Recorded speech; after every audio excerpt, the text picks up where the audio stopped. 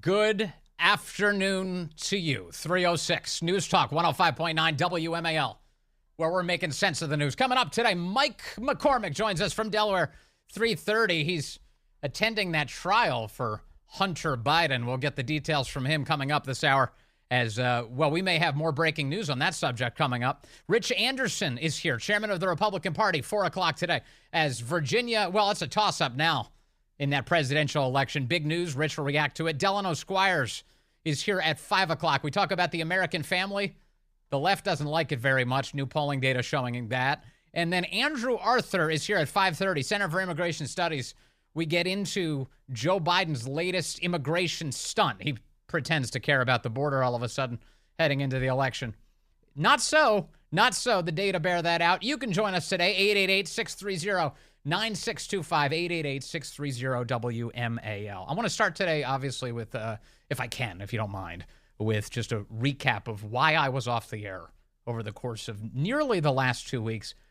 It was now 2 weeks ago, Tuesday, I guess, 2 weeks as of tomorrow, that I was last on the air here. And then after that, well, Mike Opelka took over for me, and I want to thank Mike for that. Mike did a great job in my stead while I was out. As we began Memorial Day week, I was already starting to feel a little ill. Something was going on in my throat. I just figured it was, allergies or some sort of normal cold.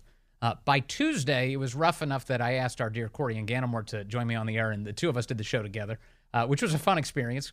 Corey, of course, did a great job as always. And by Wednesday, that was it for me. I woke up Wednesday morning incapable of speaking, which was a great relief to my wife. No, I'm just kidding. No, she was very concerned about me. And the impact of that, the reason for that was not only did I have a sore throat, I had some sort of, my neck had started to visibly grow out to the side. That kind of an issue. I thought maybe that's just like a swollen lymph node or something. But my wife wisely said, why don't we go see a doctor? So we ran over to urgent care and saw a doctor. The woman who saw me, they swabbed me for all of the various illnesses one is capable of catching these days, the flu and COVID and strep, and one of them popped. It was strep. I had strep throat. But she looked at me and she said, something, this swelling you've got going on, both inside of my throat, she could see it, and also from the outside, you may have an abscess, she said. And I wasn't really even sure what that meant other than some sort of growth.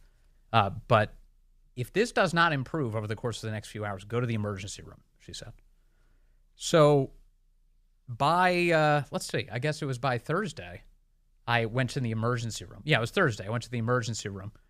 They put me through a CT scan. They established that there was an abscess in my throat. An abscess. It was 5 centimeters long, running down my throat, by 2 centimeters wide, which is about the size of a piece of ammunition from an AR. It's about an AR-15 round. And that was, they said it was pretty big. I'm not sure what's big. I don't see a lot of these things. But the word I heard was impressive. So I was grateful for having achieved that. I'm very proud of myself. And so they put me through the CT scan, and they said, as soon as I went back, they brought the results out, they said, we need to transfer you to the ICU. I was like, what, the ICU? I was definitely having trouble swallowing and things like that, but I didn't expect that. But before you know it, I was whisked off in an ambulance to head to the ICU. The ICU was not in the same building as the ER that I went to nearby. And they took me to Inova Alexandria, right there in Alexandria, Virginia. And I spent the next few days in the intensive care unit there. I get there in the evening of Thursday. By Friday morning, an ear, nose, and throat doctor is ramming a camera through my nose and down into my throat, which was a bizarre experience. It's like some sort of sci-fi experience for me. And looked at this thing and says, yeah, we got to take you into surgery, and we're going to do it this afternoon. Here's the issue, though. We're going to have to intubate you, he said. Well, wasn't excited for that. I was... Intubation's never good. I've had family members, perhaps you have as well, who've been intubated, and usually that oftentimes, struggling with the lungs, they're trying to pipeline oxygen, fresh oxygen, right to your lungs, and a lot of times you see this towards the end of life and various reasons people might be in the hospital, critical reasons, and so that was a big one for me, and I knew this was going to. I was more upset for my wife than I was for me. I was like, oh my God, intubation. I was worried about how she would feel about it because I knew that she's concerned. She's a great wife. And I knew this would be heavy. So I quickly tried to deliver the news. You're going to hate this, but this is what they have to do. And the reason for that is they needed to go in and they needed to surgically get this abscess drained, remove it, cut it open, the full 5 centimeters of it from within my throat, and then have the air tube in there just to maintain oxygen to my lungs as I recovered over the course of the next day. Because if there was swelling, they didn't want my airway closing up. I don't blame them. Kind of wanted to stay alive through the process. So by Friday afternoon, I'm in surgery. And they intubate me. Mission accomplished. It was successful. I got to say, my experience with these medical professionals was just top notch the entire time I was there. For everybody who was involved, all the doctors, the EMTs who took me in the ambulance, the surgeons, the ear, nose, and throat doctor. I had a team of anesthesiologists all over trying to take care of me. I just was so in awe and so appreciative of all of their fine work. And the surgery went really well. They drained everything. I was intubated. I came to Friday afternoon with a tube inside of me. And that was a bizarre experience. It's very uncomfortable, in case you haven't done this before. It's very uncomfortable. Every so often I'd feel it deep within my chest, like it was kind of poking the side of my windpipe, and I would like kind of just grab the thing and shift it ever so slightly in my mouth, trying to move it a little bit. It was not fun. I do not recommend it. It's not the kind of thing that I would just go and do. And that was like that for 24 hours. Saturday afternoon, they came in. They removed it. I was making all sorts of demands the second it came out of my mouth. It's like, give me some water. I want to rinse my mouth. Give me some chapstick. I was very demanding, which was a good sign because I had life in me. I could breathe. I could demand things. It was wonderful, and that was good. And then by Sunday, I was over the top performing. I was trying to convince them that they could release me from the hospital. They were like, all right, well, we need to see evidence that you can eat. I was like, give me a turkey sandwich. I ordered a turkey sandwich, which was foolish, by the way. I was in no condition to eat a turkey sandwich. I ate like 3 bites of that thing and miraculously swallowed some of it down. And they were looking at me like, the doctor came back in and she's like, okay, did you get some food, some Jell-O? And I was like, I got a turkey sandwich. She's like, oh, wow, she said. And they said, you can just eat applesauce. We just need to see you can do that. I was like, I wish somebody had told me that before. So I got some applesauce, finished that. And by Sunday evening, mission accomplished, I was out. So I've spent the last week recuperating. My voice wasn't much at the beginning of this past week. And learning to swallow food again. I've transitioned from a full liquid diet back to food has been good. And I have to say, I not only want to thank the doctors and all the people who helped get me through that part of it, all of this, but I want to thank every single person who lifted a prayer up. I am overwhelmed. There has been far too much generosity that's gone in my direction. I did feel like I needed to convey to the audience, which is why I posted it to social media. And Corey shared some of the details last week on the air with Michael Pelka. Just wanted to give you a sense of why I was out, because I think people are entitled to that. But beyond that, it's been too much, honestly. It's just over the top. The niceness, the prayers. I've felt every one of them. I'm confident to the extent that I feel good today.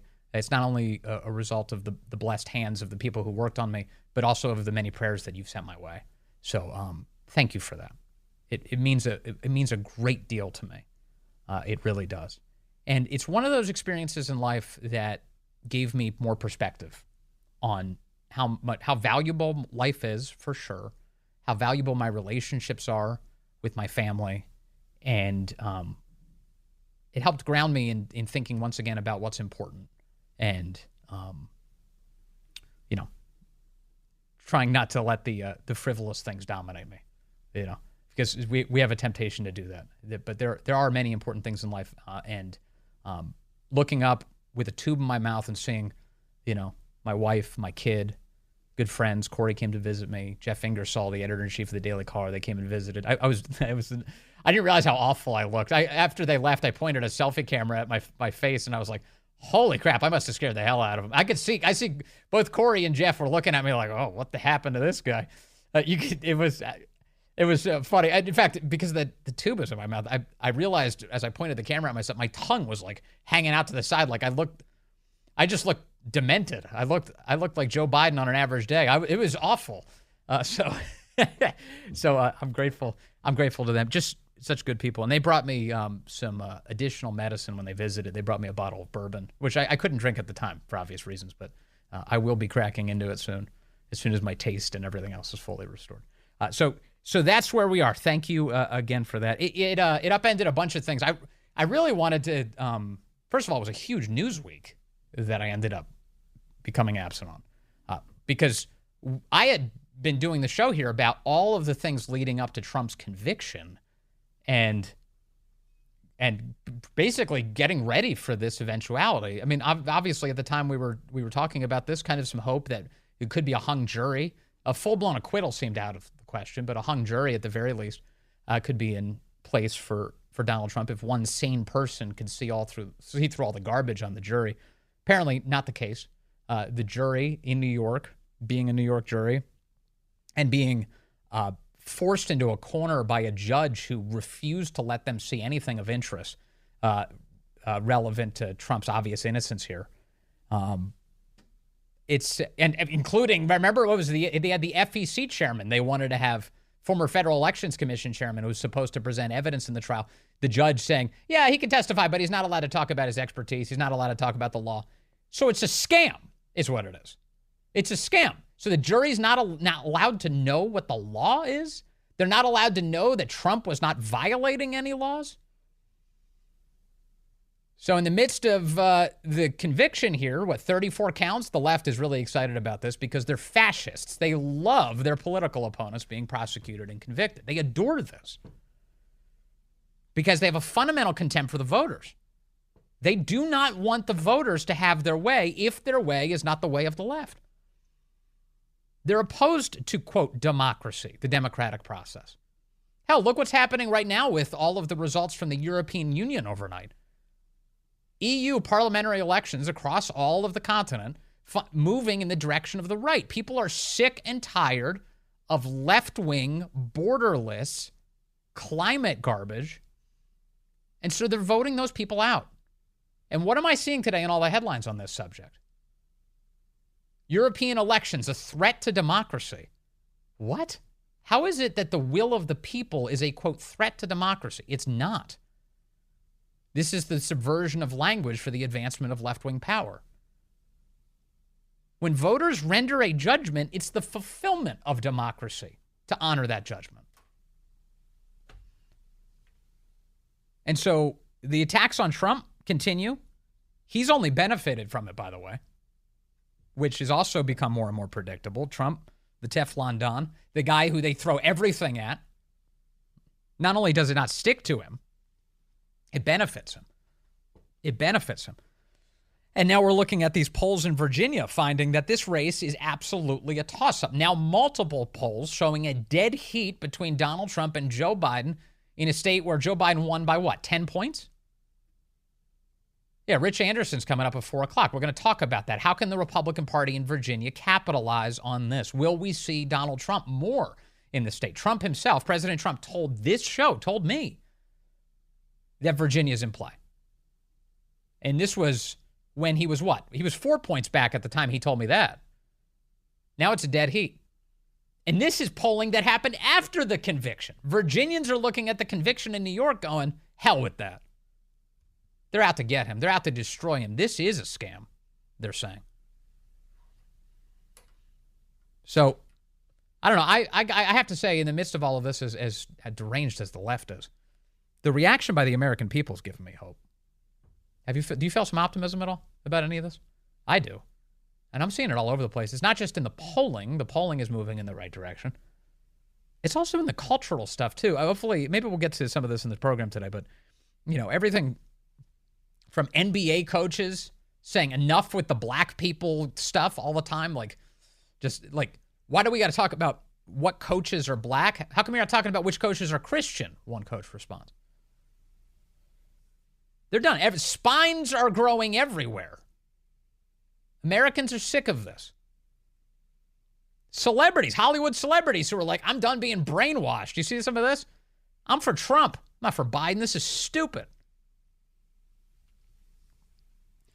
Yeah, some good things are happening. And I'm glad to be back on the air with you to talk about them. I'd be remiss if I didn't also extend my gratitude to the management here at WMAL, Bill Hess and company, being so supportive as always throughout all of this. And I'm so sorry to those of you I missed at the free speech forum last weekend. I swear to you, one of the first questions I asked the doctor ahead of the surgery was, okay, but can I be out by Sunday night and get to this thing? And he looked at me like I was crazy, which I guess he probably could conclude that I am. And he said, no, that's not happening. So that was the best I could do. But again, I'm so grateful to all of you and the fine people here at WMAL as always. Hey, coming up, I've got Mike McCormick from Hunter Biden's trial.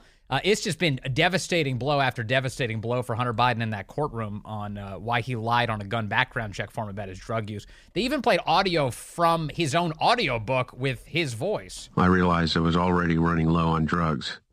I rummaged through my car seats and floor mats for crumbs, then drove off sometime around midnight to score more. By now, I possessed a new superpower, the ability to find crack in any town at any time, no matter how unfamiliar the terrain. It was easy, risky, often frustrating, always stupid, and stupendously dangerous. Yet relatively simple if you didn't give much of a shit about your own well-being and were desperate enough to have an almost limitless appetite for debasement. Yeah, and crack takes you into the darkest recesses of your soul. Sorry about that, Hunter. Didn't mean to interrupt you. There's the other part is that okay, but what about when he was doing drugs? Isn't that the most relevant thing? Because October 2018 is when he buys the gun. That's when he lies on the gun background check form.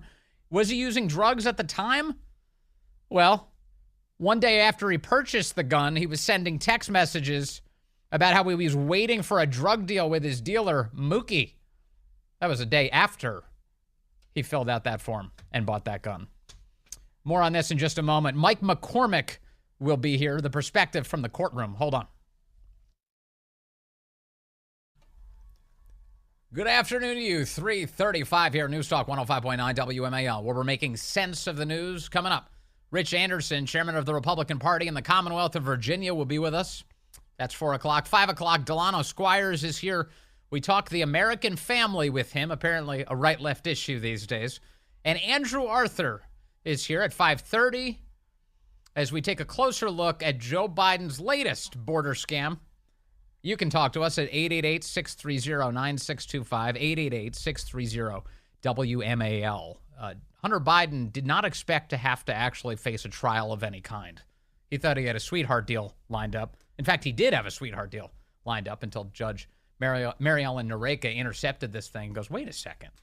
He's being given immunity to literally everything? And that's lots of backpedaling started happening at that point. Also, one of the reasons that happened is because the IRS whistleblowers came out and they told the whole story of all of the manipulations going on behind the scene to protect the Biden family. So, thanks to them, this thing got upended.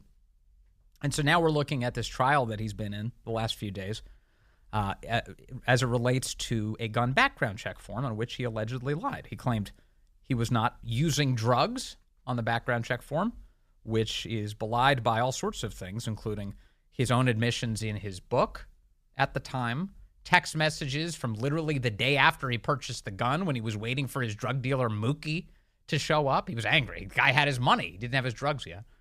And also the drug residue found all over the case that the gun was found in. For more on this, I want to bring in Mike McCormick now. He's a former stenographer for Joe Biden from 2011 to 2017. He's the author of the book, The Case to Impeach and Imprison Joe Biden. And for today's purposes, he's also been in that courtroom watching the proceedings. Mike, good to have you back with us, sir. Hey, Vince, it's great to hear you back on. We've been missing you for a couple of weeks here. Mike, thank you so much. What's it been like at the trial today? Well, so here's a quick story. I had a bit of a drive getting up here. I walk into the men's room, and who walks in behind me but Hunter Biden? So that was a weird start to the day. Yeah. I walked right out, didn't say anything, and the Secret Service was in there. So the trial is going. We're going through closing arguments, and you did a great summation there. I was up here last week for Hallie Biden's testimony. That was pretty emotional. It's been kind of an emotional roller coaster for her. Hunter's trying to, be stoic about it, but the whole Biden family is there today. Jill, daughters, Aunt Valerie. Joe's not there, but just about everybody else is, and a whole crew of supporters and friends, all Wilmington dignitary types. So it's going to the jury, and the jury they're Wilmington everyday people, and they're looking at this courtroom and they're seeing like these celebrities, and that's kind of how the closing arguments went. Yeah, I kind of got the impression that one of the reasons Jill is showing up is to try and, give some razzle dazzle to the jury, that she's showing up like, oh, look at the star power. The First Lady of the United States is here. How could we possibly convict that guy? Right. And I think it made prove effective. So the prosecutors, they have a dynamite case. I mean, the evidence they have is substantial, and it's in Hunter's own words. Like you said, in his book, his text messages, Hallie testified it to him. He had another woman that he was sort of a prostitute person paying to be with him, and she testified both of those under immunity about his drug use, massive drug use during this time period. Yeah. The prosecutors said he withdrew from ATMs $50,000 a month in the month of September, October, and November of 2012. He bought the gun on October 12th, 2012. 2018? So all this money, yes, 2018, sorry. Yes. October 12th, 2018. Yes, thanks.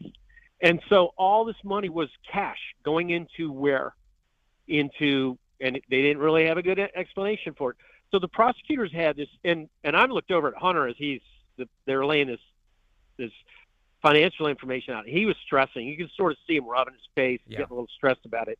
And then they started talking about this interaction he had with his daughter shortly after he bought the gun, before Hallie threw it out. He went up to New York, and she had this text with him where she said, "Dad, I can't take this anymore." He was trying to connect with her and do all this. It just was middle of the morning, early morning stuff. Get my car and do this.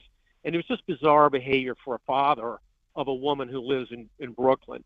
And so she's like, "Dad, I can't take this anymore." And he was a little stressed about that. So the prosecution has a pretty strong case. And then Abby Lowell, the lawyer, gets up to do the closing for the defense. And it was literally hard to follow. It was like watching a guy with a laser pointer play with a cat for an hour. I mean, it was just all over the place. All he kept trying to do was bring up reasonable doubt for all these a variety of things. I can't help but notice some of the parallels here between, and the differences, massive differences between the Trump case in New York and this case with Hunter Biden. And both of them involve basically the types of things you write down on paper and whether or not you were telling the truth, right? That's at its core, fundamentally, what's going on here. And in Trump's case, Trump was not even involved in documenting the expenses that went to Michael Cohen. They were categorized as legal expenses, which actually makes a lot of sense when you choose one from a drop-down menu. Who's getting the money? Oh, it's the attorney. Legal expenses. Whereas in Hunter's case, it's Hunter himself who is filling out the form, and he is, by all, it's obvious to anybody, he's lying on the form. Yeah. This one is open and shut, and yet here we are saying, okay, Trump was just convicted in a case where he wasn't even the guy filling out the paperwork, and it seems like the paperwork was correctly filled out. And Hunter Biden may have a chance of not being convicted here, even though he pretty obviously lied on this form. Yes. And, the defense argument about the form was he tried to give him a grammar lesson. He's like, look, this part of the question begins with the verb was, but this question begins with the verb would. So it means that he would have to have been an addict right at that moment that he was filling out the form. You had to be smoking a crack pipe as the form was being filled out. That's the only way that you could say that he was lying. Right. That was his argument, and it was like impossible to follow. I mean, if you're, it just didn't make sense. But he doesn't have to make sense. He's got the emotion behind him. So he goes through this really long, bizarre rant, and then he gets to the end, and he's like, "There's a Bill of Rights is out in front of the courthouse. This is your duty to uphold that Bill of Rights." And he just raised it up to the jurors. If you're an individual juror on this and you see the pictures, then you know that the pictures of him doing crack don't include him in October of 2018. So he's trying to draw this sort of blank around this specific date that nothing really happened then. Yeah. And then he goes to jurors, you have to be responsible for this. And he turns to the family, there's the family. And he's just raising this emotional pitch to the jurors. And, it's Wilmington. They've been hearing about the Bidens forever. This is, they're suddenly the celebrities. I mean, he goes, I don't know if you noticed, but every time your jurors walk in, everybody in the court stands for you. Well, that person standing in the court is the First Lady of the United States for them. There was a devastating moment on Friday in the trial. A DEA agent was on the stand, and Hunter's defense attorney raised a question to him saying, there's no evidence of drug use in October of 2018, right? And the DEA agent said, well, with the exception of the October text that we talked about, where he said he was smoking crack, and there's a text message here, additionally, from right the day after Hunter Biden purchased the gun on October 12th, 2018. And in it, he's texting with Haley Biden, and Haley says, why won't you answer my calls? Where are you? Are you with someone? And Hunter responds, yes, Bernard, who hangs at 7-Eleven on Green Hill in Lancaster. I'm now off Maryland Avenue behind Blue Rock Stadium waiting for a dealer named Mookie. His brother L is getting in car now. He has my money. Mad. I'm getting pissed. And so he's talking about he's actively involved in a drug deal. This is the day after he purchased the gun. Right. And so yeah, I mean, their case is cut and dried. It is a slam dunk case on the evidence. They proved every element of the case on the evidence, everything. And the legal argument against him was just bizarre until they get to the emotion of, well, this is Hunter Biden. You have his life in your hands. This is his family. You're the jurors. And that's where it's going to go. Yeah. I don't have high confidence that they're going to come back with a guilty verdict. I really don't. You don't think so? Because you think the emotional appeals are going to resonate, the star power in that room, the sense of being in Wilmington, and these are celebrities from here. All of that is going to overwhelm at least one, if not more, members of the jury. Yeah, I think that's true. They seem. I've looked at them. It's a cross section of Wilmington. They're, regular people, but, it's almost bizarre. And the thing is, my experience. I've been around the Bidens for years. But they haven't. This is a really new thing for them, and they're just walking into all this media and all this attention. Yeah. And so it's got to weigh on. I think they're going to come back with a verdict tonight, and it's going to be, we're going to see reasonable doubt. We just see enough reasons for reasonable doubt. Yeah. So, and then Biden has said in the past week, or somebody at least at the White House did, that they will not be pardoning Hunter. Is that so? First of all, I don't believe them. I just if this got to a point where Hunter Biden was headed to jail time, I think Joe Biden intercepts it. What do you make of that? I mean, I think they know the fix is in. Good point. I really think, and it was weird because the Abby Lowell argument at the end almost sounded like it had a political element of like a political messaging. No one is above the law. No is what he said.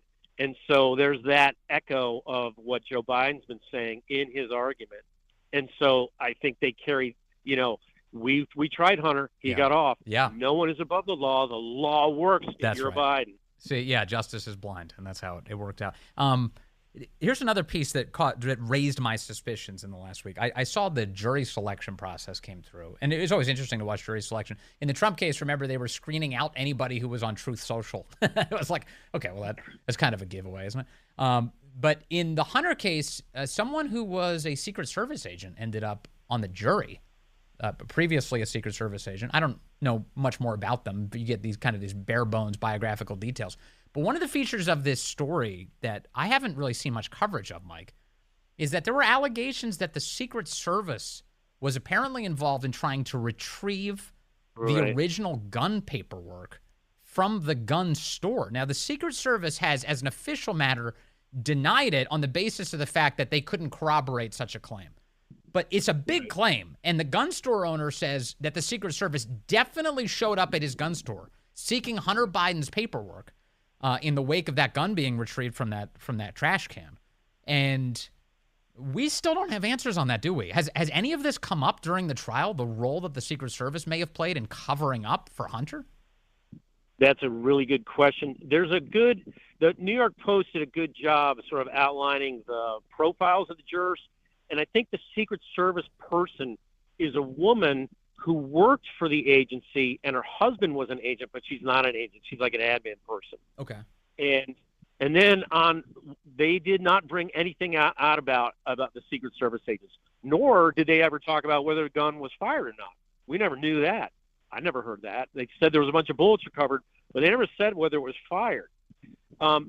The Marco Polo, the guy, Garrett Ziegler, who made a splash here getting, yelled at by Hunter Biden's wife, his theory is that there may have been ex-Secret Service agents posing as agents who were working with the Bidens that went to that store. In other words, they went to the store. They went to the store and they tried to use their Secret Service, their previous Secret Service status, or at least the idea, or maybe somebody was just straight up lying and said they had Secret Service, but they wanted to hassle this guy into turning over the paperwork. Yeah, and he didn't. He didn't turn it over, so that's why we're at trial, because he kept it. He did. He did keep it. Yeah. That piece is so when we look at this saga. Mike, it's one thing for Hunter Biden to have a drug issue and for him to lie in order to get a gun and all these other things. I mean, he's not an elected official. That's still true to this day. But to the extent that it intersects with his father, it's a big story. And if you have Secret Service people who are and remember, this is 2018. Neither Joe nor Hunter even have Secret Service detail at this point. How in the world, if this is true, did the Secret Service get involved in a cover-up for the Biden family? That seems like a massive scandal that deserves much more interrogation than we've seen anywhere. Yep. And, it's just one of the many, many points about the Bidens and, all the, like you said, the IRS agents came out and showed all the banking records that they had and the investigation that was thwarted. The investigation that was thwarted by lawyers in the U.S. Attorney's Office here that's now trying the case. He's the special counsel, David Weiss, but, it was his office that was sort of slow-walking the investigation into Hunter and Joe back in the day. And I've certainly tried to get information into them to become a witness in front of them, and they won't talk to me. No, because they don't care. They let the statute of limitations run out on some of the most important possible charges they could have brought that would have implicated Joe and their finances. They've let those go. And of course, they negotiated that sweetheart deal. Leslie Wolf, that assistant U.S. attorney, had her hands all over that thing. It got intercepted at the last minute by the judge whose courtroom you sat in today. Yep, and she's doing a great job. And she's been very fair to both sides. But I think you're going to wind up with just, no one's above the law, and Hunter got his day in court, and this is what the jury decided. And the jury's all Wilmington, folks, and it's a Wilmington courtroom. Well, if that happens, we'll remember who told us it would. Mike McCormick, thank you very much. Good to have you with us, as always, sir. All right, Vince, great to hear you back. That jury now deliberating in the Hunter Biden case. Let's see what they do with it. Dave's in Alexandria, line 4. Dave, good afternoon. You're on the Vince Coglianese Show. Hi, Vince. Welcome back. You sound in great voice. Thank you, sir. Two things. One, did you kind of take a chance and let your excellent healthcare workers, you're a conservative radio talk show host? I did tell them that I use my voice for a living. I wasn't too explicit. I didn't want anybody to stab me while I was under or anything. But okay. But they were great. Well, they were great. Yeah, that sounds like they were. The real reason for the call is, don't you think that it might benefit 45 and 47 if Hunter Biden is found not guilty, because it will further illustrate the two-tier justice system and maybe move some fence sitters or some people who are just so fed up with the corrupt Biden family that, they'll vote Trump. Well, that has been the movement, hasn't it? So as each of these obviously unjust things have occurred, people have moved in Trump's direction.